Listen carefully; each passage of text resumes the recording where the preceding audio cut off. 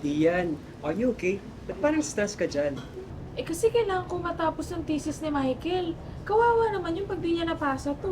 Wawa, siya talaga. Hindi ba ikaw yung kawawa? Tsaka, dapat nga siya yung gumagawa niyan eh. Ay nako, Lian. Noon pa nagpapakatanga ka na. Ano bang sinasabi mo? Gusto ko lang tulungan si Michael. Best friend ko yun eh. Are you sure na best friend lang tingin mo kay Michael? Lian, we're cousins. I know you have feelings for him.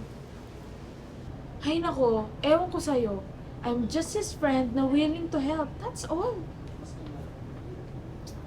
Elias, sup, Christian? Ang saya natin ah. Samantala itong best friend mo, nagpapaka-stress sa thesis mo. Ay hindi. Patapos ko na nga eh. Salamat, Lian, ha?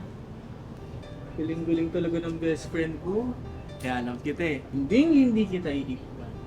Hindi kita pagpapalit kahit kanina.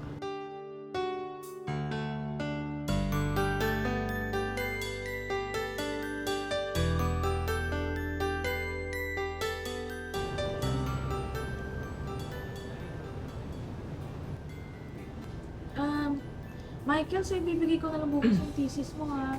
Papaprint ko pa kasi ito later eh. Michael! Ay, ha? Ah, oo, sige. Lian!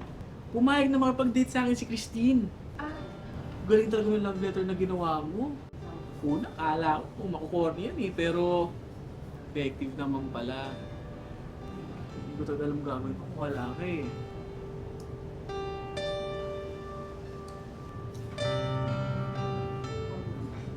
Anyway, so, bukas na lang ha.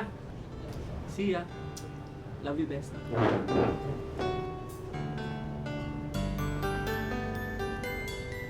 Ganda ng chemistry nyo ah. Hindi kayo MU kasi empty kayo. ha? Manhit at tanga.